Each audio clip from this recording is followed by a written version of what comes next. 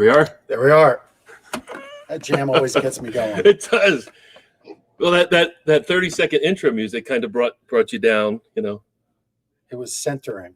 And then the rock music kicked in. That's right. And you know when you hear that music, it got us going. Lancaster Connects time. Gets the crowd going. The live crowd, right? That's right. The live. We are live. Hey, Lancaster and surrounding area.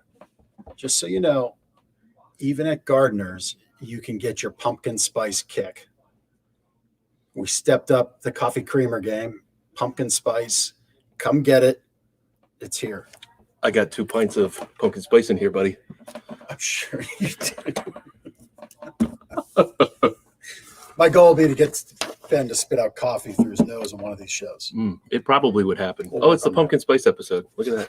We'll work on that. That sounds like a Spice Girl. Pumpkin spice. Was there a pumpkin spice? She was in between scary and posh spice.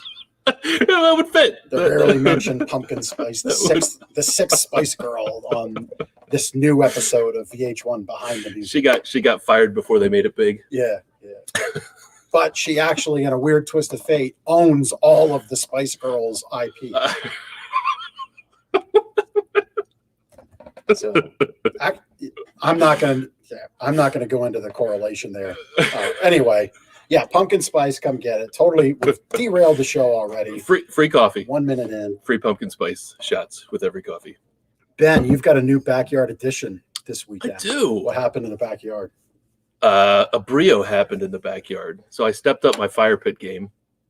I think Chris, our buddy Chris, has a photo. There it is.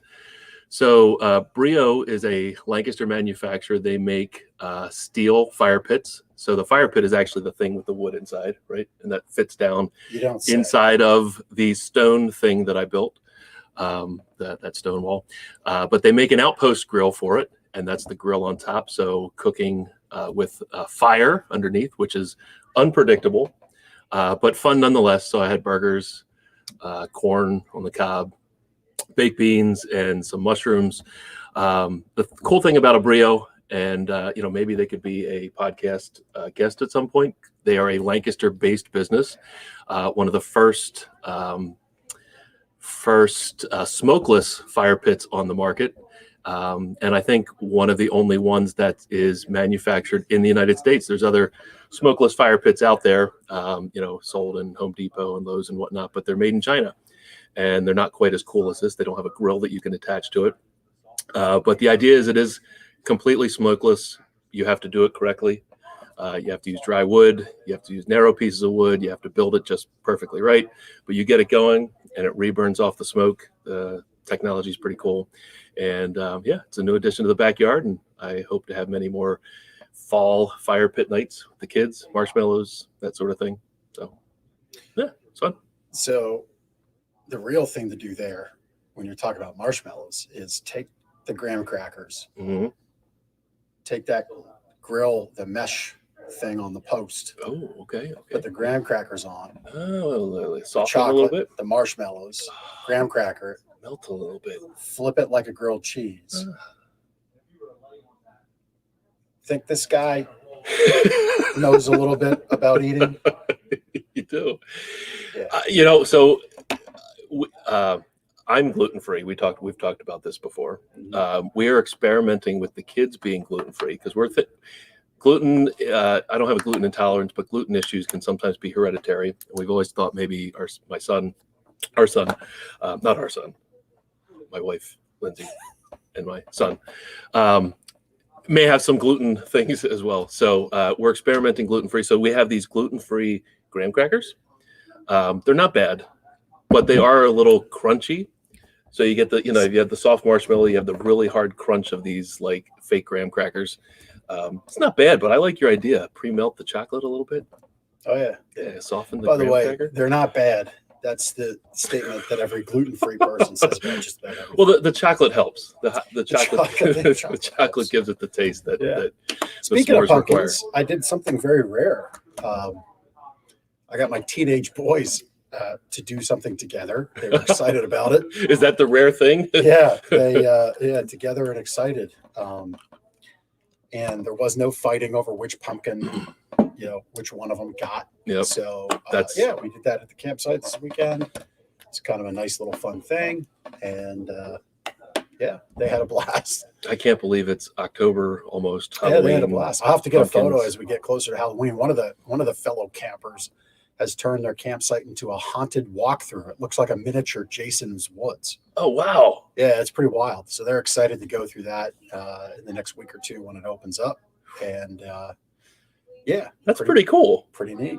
Pretty neat stuff. Speaking of pretty neat, you can catch this podcast, Lancaster Connects, all of our great tomfoolery. You can catch that on YouTube, on our Gardeners Mattress and More YouTube channel. You can catch it on Lancaster Connects there on that YouTube channel. I believe even on my YouTube channel, if you're Team Jeff, you would go there and watch it. On Facebook. Is there a Team Ben? You don't get Team Ben. On Team Facebook, Peaches. it's on both the Lancaster Connects and Gardeners channels, and also on our own Facebook pages as well. So there you go. Get all this good stuff. Hey, we've got something to talk about. We've been a part of this group now for 5 years, I believe it is. It's called Referrals Partners Plus. There's a great opportunity coming up for local businesses. If you work for a local business, you're looking to connect with other businesses, get referrals, grow your business. This is a great little referral group, it's part of a nationwide thing, but it's really nice, kind of homegrown here in Lancaster. Tony from Two Dudes Painting is really big with the group. So really has a really great local connection to help local businesses thrive. So this is our kind of like a membership drive, get new guests involved, get you to drink Kool-Aid, do all kinds of, no, just kidding. Nothing nefarious, nothing but fun. I might have to drink Kool-Aid because there's nothing else that I can drink there. Let's see, Mr. Gluten. You can come see what. This is on Wednesday, October 6th from 5:30 to 7:30. We will be having this mixer at the barn at Stoner Commons, and that's 605 Granite Run Drive. That's in Lancaster. So it's the Fruitville Pike side of Overlook Golf Course. Next to the driving range is where the barn at Stoner Commons is. It's going to be like a business networking type mixer. Get to meet current members, new guests, hand out business cards, say hello. Really, this is a great group. It's not high pressure like maybe some of the other things you might have come to know that are out there for business owners and for employees that kind of look to grow their business or help grow the business they work for. So this is a really neat opportunity. It's free to attend. If you would like to join and check that out, we'll get a link up here in the post of where to get more information. You do need to RSVP by the 30th, please. So we'll get that link up and you can check it out right there. Look, Chris from Castaway Productions is the man. He's got the link right there on the screen. He's going to put it in the chat. You can click that, sign up, and you'll have all the information for the event. Speaking of business owners, Ben, you've got a friend here. I do. You've got a friend in Lancaster. Yeah. Justin and I have known each other for about 8 years now. We go to church together and formed a friendship, but he's also part of the family at Interiors Home, great furniture store here in Lancaster with roots at least 40, 50 years ago. Justin, where are you? Hi, guys. Welcome. How are you, Justin? Good to see you guys. Good. Just real briefly, tell us your role with Interiors and a little bit about the organization there. Sure. But before I do that, can I add to your s'mores conversation? Go for it.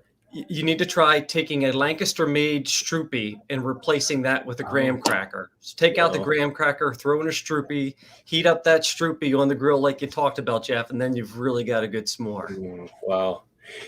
Maybe that could be a contest. We could send it out to our listeners. What is the best s'mores vessel? The most exotic I've gotten with a s'more is put a Reese's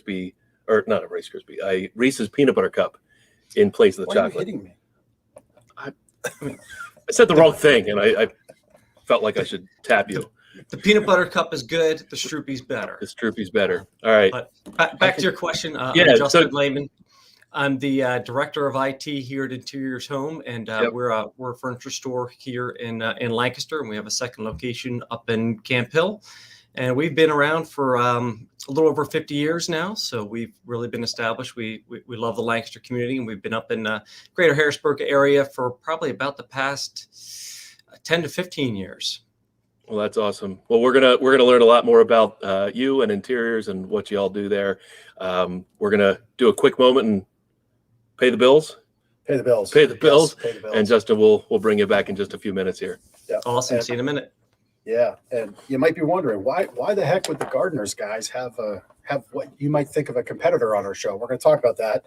That's why this show is called The Rising Tide Lifts All Ships. Just read the screen, Jeff. It's right there. Rising Tide lifts all ships. Don't add any other words. It's pretty. Now you can hit me. There you go. Anyway, sleep better.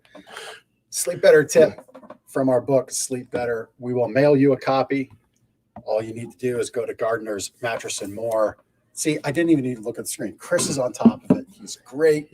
It's not all that.com. It's gardenersmattressandmore.com/sleep-better. And we'll mail you a free copy of the book. Send it out. But from page 16, sleep boosts your immune system.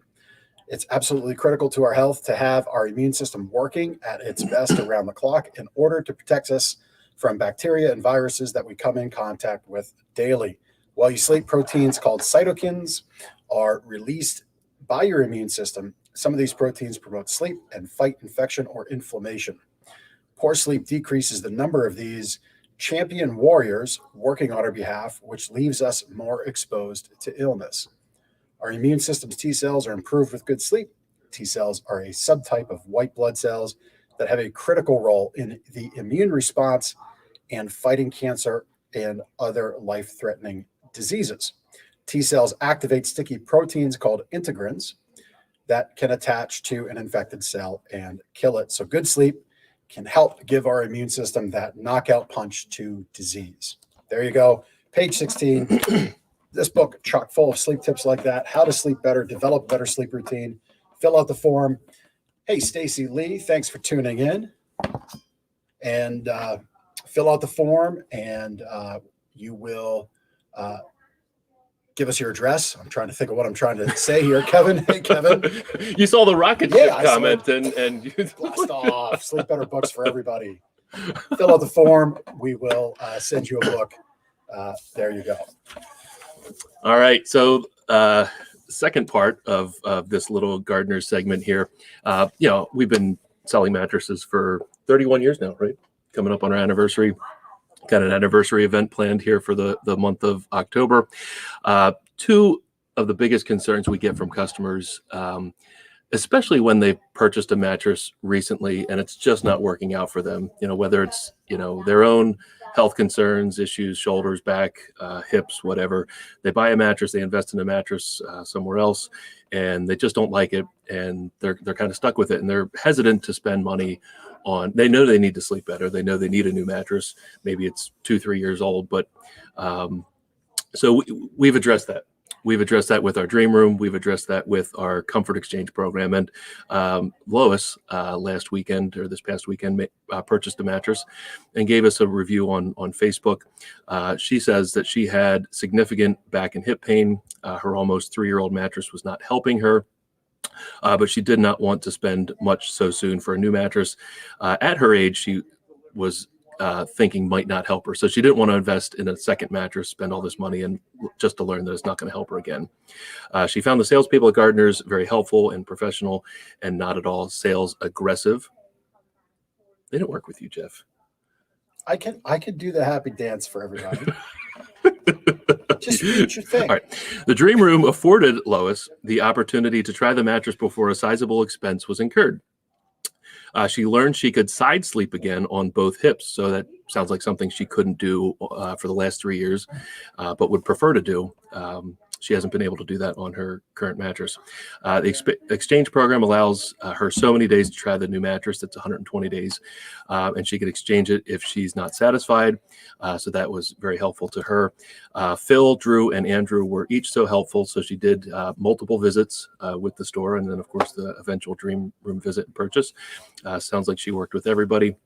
They were very helpful, courteous, and made every effort to address her needs and concerns. Now I only wish I had looked into Gardner's when I purchased my current one elsewhere. So likely a chain store purchase, mattress firm, something similar to that. We often see those customers a few years after that purchase. So thank you, Lois. And again, just a couple of the unique things that we do here at Gardner's. Yep.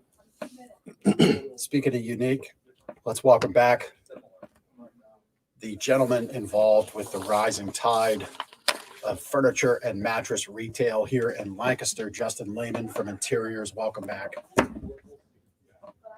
So, I kind of left the crowd watching, like, why would we have a competitor on the show? I think kind of unconventional wisdom, right? Like, you wouldn't do that, but we're happy to have you because, listen, these guys, we're not going to sell you a dining room table. We're not going to sell you a sofa, a recliner. What else do you all sell there, Justin? All kinds of stuff, right? Window treatments, rugs, you name it. Yeah, we are never selling window treatments. No, God, no. No, I mean, look, we Gardner's, we do our thing. Interiors does a great job serving the area. So, the whole thinking here is we want to show through Lancaster Connects, bring to our watchers really kind of the best of what Lancaster has to offer in businesses, how these local businesses are succeeding on Main Street. Really this show has morphed into the battle of big versus small, out Amazoning Amazon. So Justin, share a few things like about what you're doing at Interiors to kind of win that battle. Yeah, it's a tough battle. I think, the first key is to offer a higher level of service. We can offer things that Amazon can't offer. And one of our, strengths has been that we have free design. We have, talented, trained designers here at our store. And so we can do things that Amazon or Wayfair can't do. We can help lay out a room. We can help people choose their fabric colors, and we offer a personal connection. And I think a lot of shoppers still really want to have that personal connection with who they're shopping with, and have an individual that they can call with any other questions or any other changes they make. I think goes a long way. And so that, in addition, a big competitive advantage for us has been our delivery service. We have always delivered our own furniture. And, from as long as I can remember, we've always had people just give us rave reviews on how well our delivery guys do. And it's not like getting something from a big box where it's going to be just kind of thrown on your doorstep or just put inside your door. It's a full service. Our guys come in and treat the customers' homes like it's their own, and just take really good care of the furniture in their homes. And I think people really appreciate that. So your design service, you'll send a designer out to the home. Is that correct? We do. We do offer, in-home design. That's cooled down a little bit with the pandemic, but we do in-home design and room planning. So we are first full service in that matter. That's awesome. So, for the listeners who don't know, I mean, I'm guessing most people in Lancaster have heard of Interiors or any of the previous names you've had. What's the company history? The company history, excuse me. Yeah, so my grandparents bought the business back in 1969. So we celebrated our 50 year in 2019, and so they were Lillian and Joseph Lehman. They started it, and my grandmother Lillian was really the driving force. Despite growing up on a dairy farm, she really had a passion for style and aesthetic and for fashion. And so she had an opportunity to buy what at the time was Mellinger's Furniture in 1969. She rebranded it to Interiors 2000, which is actually funny. It's a name that a lot of people still know us by, is Interiors 2000. That really kind of registered for people.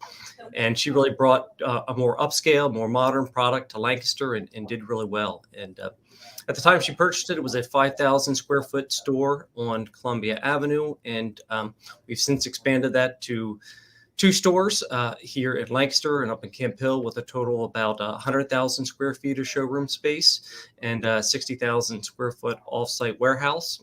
Then after my grandmother, my father and his older brother, Greg, took over the business when she passed in 1985. And Todd, my father, and Greg have run it since then and really grown the business.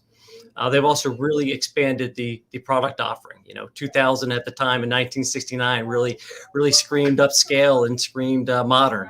One of the reasons we kind of rebranded from that was it was passed in 2000 in the year, and also we really kind of wanted to. We were known for being really modern and being upscale, and we really have broadened our selection in a lot of ways, really expanded our price ranges. So we wanted to make sure that people knew that we had that wide range of product selection and prices. You mentioned your father, Todd. What he was scared to come on here with you. What was that? You asked him to come on, and he was like, "No." He got I don't so want to talk to scared. these. He got so scared he ran off to Florida. So I couldn't get him to dial in from Florida. He's probably on the golf course, so that's his excuse. Yeah. That's not a bad place to be in late September in Florida, I guess. There's worse places. He's in the stage of life where he's trying to pass on as much as he can in the business. So there you go. Good for him. So tell us a little bit about how Interiors kind of focuses back on the Lancaster community. What kind of like charity involvement, give backs does Interiors get involved with? Sure. We do a lot of things, and number one, the first thing I always like to highlight is we feel that the first way we can help our community is by taking good care of our employees. First of all, it's our outlook that if we take good care of our employees, if we treat them right, if we give them good benefits, give them a good work-life balance, they're going to be able to kind of spread that positivity to their own communities and the people that they're involved with. From a standpoint of giving, we've done a lot of different things over the years, anything from giving away merchandise to donating our time. We've operated blood drives outside of our Lancaster location and tried to be a host for those. We've hosted many different events here, and we also will try to incorporate, giving into some of our promotions. We've done some kind of Facebook posts where we've encouraged people to recommend a family in need of furniture and kind of use that to not only drive people to our Facebook, but use it as a way to give back to somebody. And so select a family in need and give some furniture there. And recently, for example, we did a promotion where, we provided a discount to anybody who made a donation to the Mennonite Disaster Services to provide some relief for down in Louisiana. And then, in addition to that, we're part of what's called a demand response program, which basically we volunteer to cut our electricity in the event that there would be a electricity emergency, so that first responders, hospitals, et cetera, can have access to power. So we try to look for some programs like that too, where we can be involved. That's interesting. That's one I've never heard of. Have to check that out after the show. Yeah, it's a nice program. It's good. It's not completely altruistic. There are some advantages to us as a business for doing that, but it does also in the event there would be emergency, we are basically saying that we agree that hey, we'll shut down as much power as we can. It could be in the middle of a work day, it could be in the middle of a busy weekend, but by part of being a program, what we're committing to is hey, if that's needed, that's something we're going to do. So it's a cool program. That's awesome. There you go. I mean, again, this is about connecting the community, using this platform to highlight neat things. If you're listening to this, you're all interested to know, as Justin said, it's not completely altruistic. However, hey, if more business owners, if more companies are lined up to be a part of that program in a true time of need, our community will get through it. Mm-hmm. And that's important. So that's great. Justin, when I met you, you were in the banking world, right? Yes, that's right. And you wanted to get your crazy on and sell mattresses and furniture, right? Yeah, that's right. That's right. So what tell us about that transition, what you were doing before and then coming really back into the family business. And of course, you were part of the family business before you were in the banking world, right? Sure. So I started, working in the warehouse when I was 16. My dad had me and worked in the warehouse. I'd worked summers and even some evenings during high school. But one thing that my dad really did a good job of doing was making sure that me and my siblings understood that number one, we weren't expected to go into the business. That he by no means made us feel like we had to come work here. But at the same time, he also made it clear that we weren't entitled to a place in the business. He wanted us to earn a spot. He wasn't going to just make a place for us. He wanted us to get some outside experience and make sure that we could come to the business with some sort of value to the business. So out of college, I spent 8 years in banking, mostly in commercial lending. So it was a great job. I loved it. I really loved working with small business owners in that role. After the recession in 2008 and some mergers and some things like that, I just kind of decided I was ready to try something different. And the timing worked out really well. My father had a role for me that I could fit into, and he was interested in talking to me about joining the business. So the timing just worked out great, and I was able to come back to the business. So that was about 7 or 8 years ago. So even with the family connection, you still had to earn the position. Is that right? That's exactly right. Yep, that was always an important thing to my dad, that we had some outside experience. Yeah. Yeah, I like the fact that you did the delivery truck thing when you were 16 and all that. I mean, seeing that side of the business opens up your eyes to really all situations that consumers deal with and the staff deals with. And, sometimes when people have never had that experience of being on the truck and being in the customers' homes, they just miss maybe a level of detail with their customers. Yeah, absolutely. I mean, I definitely, it's a great experience to get to experience as much of the business as possible. And I would encourage anybody in the business or in a family business to do the same thing. I mean, it's a great thing to understand how all those different pieces work. And it's also, it's good. One of the things I always loved about my uncle, in particular, my uncle Greg, who worked here, is there was no job too small for him in our business. There was never a situation where he was an owner and he wasn't going to do something because he was an owner. He worked in the warehouse, and if somebody needed help on the delivery and he was the only one, he would go do it. If somebody was needed to help uncarton some furniture, he was out there helping. And so I think that kind of goes into that lesson as well, of experience that part of the business and be willing to do that, no matter what your role is. That, if I got to go help load up some furniture, fine, let's go do it. I'm happy to do it. That's awesome. Yeah. I mean, really, if you think about it, like every great American business success story, and I guess other countries' success stories in business can begin that way too. But you think of all the like Apple started in the garage type of thing. The original partners doing the selling, doing the constructing, doing the delivering. There is a uniqueness to it that you're able to bring a deeper connection to your customers. I think that's important. And again, that's what we want to highlight here with our business guests on the show is that you do have here in Lancaster some really unique businesses that are really genuinely committed, not only to their craft, but to their customers and to their community. So on that note of community, why do you continue to grow, focus on the business in Lancaster? Why do you continue to invest back in your team, into your footprint, into your offerings? What do you see for the future here in town? Well, I think Lancaster's both a great place to live, and it's a great place to work, and it's a great place to have a business. I think there's just a lot to really love about Lancaster. I think Lancaster's really cool, and it has a really nice mix right now of tradition and innovation. It's pretty cool that in a 15-mile radius, you can visit an Amish farm, you can go to an outlet center, you can see a tech startup, and you can go to a lively, downtown. I think it's a pretty unique space that it's got all that going on at the same time. And I think you kind of get that mix of tradition and innovation in the people and their attitudes and their skills as well. A lot of, traditional values, hard work and appreciation for family. But at the same time, I think there's people in Lancaster that really want to innovate and create new things. And I think that makes it a good place to live and a good place to have a business. So we're definitely committed to continuing to grow in this community. And I think we're going to be here for a long time. Yeah, that just like the Brio fire pit that I shared. I had Yeah. no clue that they were a Lancaster-based business. If you just saw an ad for them and there it is. You're like, oh, cool, smokeless fire pit. That looks good. I hate smoke and I like fire pits, so maybe I'll invest in that. But like, yeah, they're made in Gap, like right down the road, which is super cool. I never would have known that. But yeah, they innovated, really the first smokeless grill 15 minutes away from here. So COVID, last 18, 19 months, right? Crazy topic.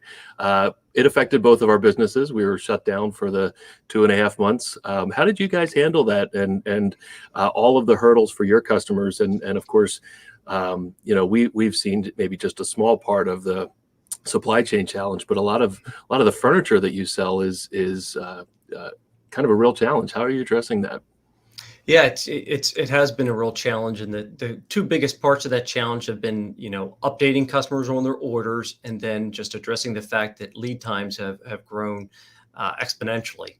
It's gone from 4 to 8 weeks, depending on the manufacturer, to we're talking about literally 6 to 9 months, and so it's really been a change. And early on COVID, during the shutdown, we just really had to put a lot of focus with really trying hard to stay in communication with our customers. Just, even though we were shut down, making sure that they knew we were still open, we were still in contact with the manufacturers and still trying to know what was going on and where their furniture was. We just kind of wanted people to be at ease and know that, we weren't forgetting about them. And the hardest challenge really then became when we opened back up again. We would sell a piece of furniture, and it would be a manufacturer that we normally have a 4-week lead time.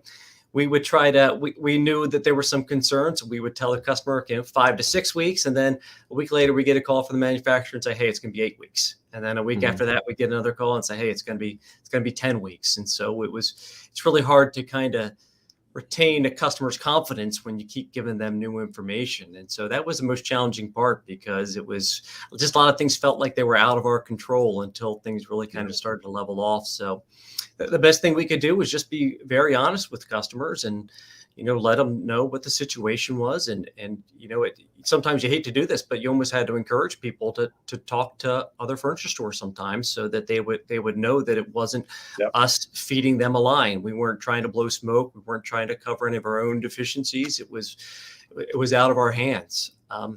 But since then, we really just learned we need to do a really, really good job these days of making sure people understand that, why the delays are there and why we can't guarantee anything. We try to show people and have patience and understanding that it's a really long wait. But the best thing you can do is, be upfront with them and then stay in contact with them. And people, as long as you're staying in contact with them, are going to feel a whole lot better. If we just ignore them for 6 months, even if we told them 6 months up front, they're not going to feel good about it. But even if we tell them 6 months, we try to keep track with them every couple of weeks to make sure they know what's going on. And that's probably been the other biggest challenge during this for us, is that our sales are actually up substantially. It's been a really good year, but we do a lot of what we call special order business. So you find something on the floor, but we're ordering it in to be made to fit your order. And so what that means is there's a large amount of open orders at any time. And because sales have grown, but lead times have grown, it basically means that our order volume is up by 7 or 8 times. And so that just means it's a whole lot more time and effort that goes into calling the manufacturers, data entry in the system, and calling to the customers. So we really had to make some changes by hiring new people, bringing more people into that process so that we can adapt and make sure that we're still meeting the customer's expectations. So on that note of special order, custom order, design, we've had, kudos, congratulations. Your business has done well, which means your team does well, which means the community does well, right? That's all great. I guess it was really since March of 2020, we've had 2 large national competitors move into town here. And I think for the sake of it, we'll leave their names out, but you know who I'm talking about. Yeah.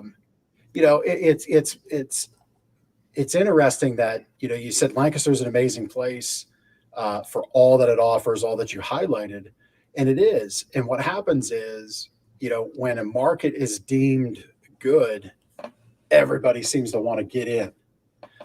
So, Ben and I had focused conversations on the discount furniture location that was opened up, and then the other furniture location that was open, like literally like right over there. Yeah. A good baseball arm, which I don't have any longer. This guy does. Just put on a gun show for you. Didn't you do this? I did. Yeah, I did. see? Yeah. Yeah. I know I don't want there's to say it ladies too many watching. times. Facebook's algorithm might smack us down. Anyway, so these competitors, these national competitors come in, and what was your thinking when you heard the news? What did Interiors double down on? I guess is my biggest question. I know what we doubled down on, but I'll share. But you go first. Yeah, that's a great question. I'd say what we double down on is what differentiates us. And one example actually early in COVID, during the shutdown, we kind of started running some different advertising campaigns that really focused on our new tagline, which is family owned and locally grown. And we started, running advertising where it wasn't promotional, but really wanted to kind of make sure that our community knew that that's who we were and that's who we are. And I think that's paid off dividends starting that early in COVID and going through. I think people really do appreciate that. And second is, our service level, we are, to bring up our design again, we have really talented people that can put together a room, that know how to match fabrics and know how to select things that meet somebody's needs. And so we feel really good about just doubling down on that and falling back on our employees and our team to help us and show what we offer that they can't get at some other big box locations. Yeah. You kind of took our answer of focusing on service, focusing on what we do best. For us, there were a couple things. First responders needed a lot of help. We did some donations into that community. That's awesome. The other thing that happened, we had 2 new ones come in, but we had another big one leave. Yeah. And that helped a lot for us, I know. We had a little, I guess I could say it. They're out of business. They're not going to sue us. So if you go to screwedbywolf.com, you'll see a funny little thing we did when that was all in the news. There was a time, you probably heard it. Customers had deposits. Yep. This is Wolf Furniture we're talking about here. We're not taking the show political, not for our conversation. Unfortunately, you had people in the area that had deposits on the books and just kind of closed the doors and left people high and dry. So we kind of put up that site just as a quick thing to say, hey, if you've got something on deposit there that we could help here, or at the time in our other outlet location, we would really work with you to get you a very good deal, just to help you out as somebody in the community that was taken advantage of, unfortunately. And we did a little bit of business. Yeah, there you go. Gosh, the Joe Tiger Exotic? King. Oh man. Yeah. Don't ever test the meme game against me. I feel that I'm up there.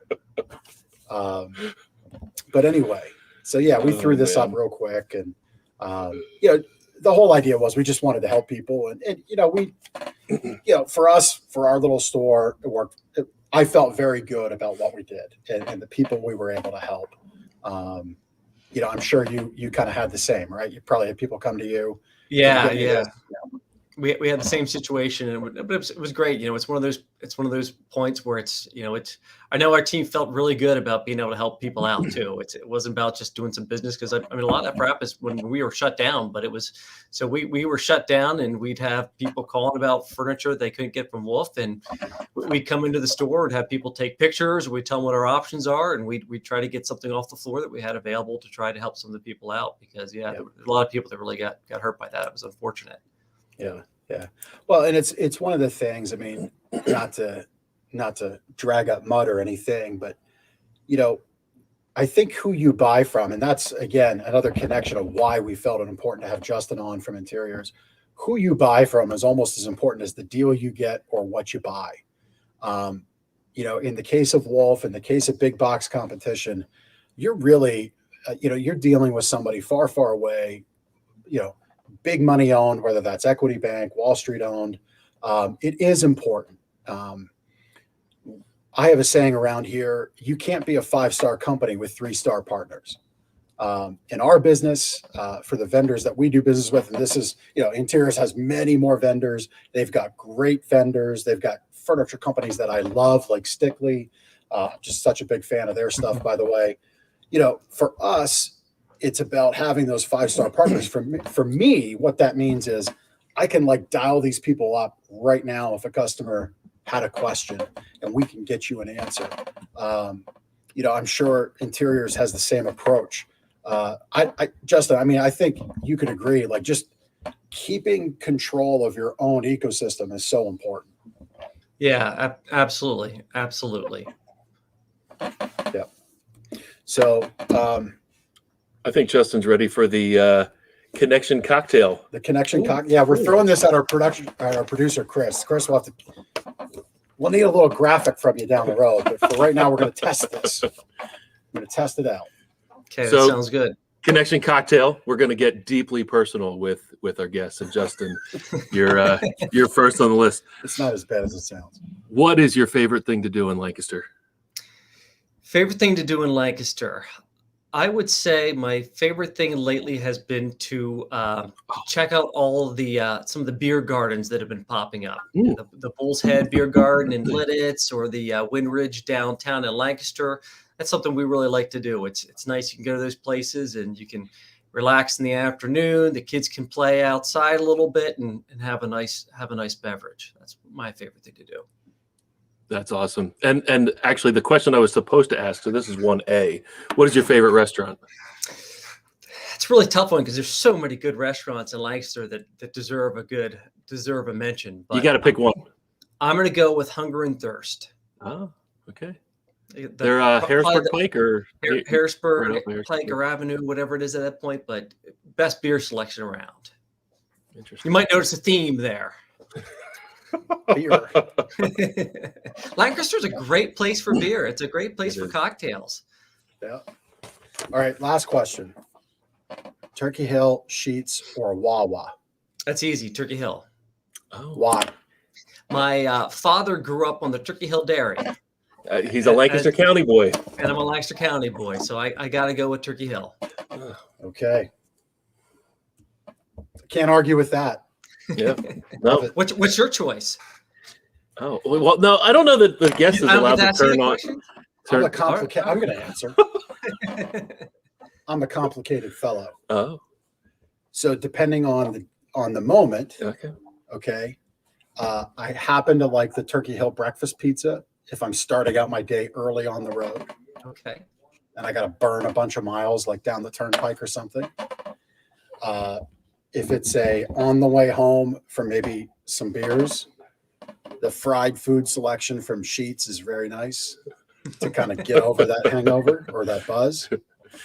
Not advocating for drunk driving there. Somebody else is driving. And then a Wawa toasted meatball sub. Yeah. Extra cheddar. Wawa hoagie.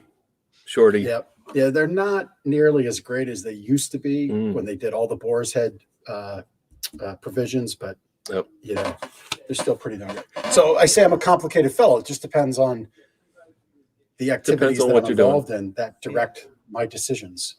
You got to factor in Royal Farms for the chicken tenders too. Oh my gosh. Yes. That's worth a mention. Yep. Is Rutter's part of the conversation at all? Is that that's more of a York thing? Yeah, we need guests from York County for that one. Yeah, we got to get some opinion there. Well, Justin, thank you so much. Hunger and Thirst, go check it out. Beer Gardens in Lancaster, check them out. And Turkey Hill, homegrown success story. We didn't mention the ice cream, but hey, the ice cream is probably pretty good. Ice cream's great. Yep. Yeah. Oh, look at Chris whipping it up. Love it. Love it. Beautiful. What was that drink? It was blue and I'm sure it's gluten-free, Ben. It probably is. It's right down your alley. It is. Yeah. So, all Justin, thank you very much for joining us. We got a couple more things to do here as we wrap up, but thanks so much for joining us, folks. Again, we'd love for you to check them out for their offerings. Please don't feel bad. If you need to look at a mattress from Interiors, please do that. You should. Please look at what we offer. And if you need anything else for the home, make sure to check out Interiors. I'm sure they'll take great care of you. All right. Okay. Thanks a lot, guys. Thanks for the invite. Yeah, thank you. So as we wrap up here, just to bring it back to your attention, the Referrals Partners Plus group, that's been a good part of our success here. All the members there have taken an interest in making sure that they can refer to gardeners, and we do the same for them. So there's a great little membership event happening for the members, for guests. So if you own a business, work for a business as an employee that's kind of tasked with growing the business, this is a great opportunity. October 6th, 5:30 to 7:30, the barn at Stoner Commons. That's 605 Granite Run Drive in Lancaster. We'll be there. That's the Fruitville Pike side of, yes, we will be there. Fruitville Pike side of Overlook Golf Course next to the driving range. We'll have the link there in the chat for you. You need to RSVP by the 30th, so please do that. This is a free event. There'll be appetizers, beverages. Referrals Partners Plus is not a high pressure type referral group. It is about a community. It is about making great connections that last. You know, when you think of the other options out there for you as a business owner, you know, to say a business owner sticks with a group for 5-6 years is pretty rare. But for Referrals Partners Plus, there's a lot of great members that have been around for a long, long time. You've got big businesses in there like Two Dudes Painting. You've got smaller businesses in there. You got businesses like gardeners in there, great businesses.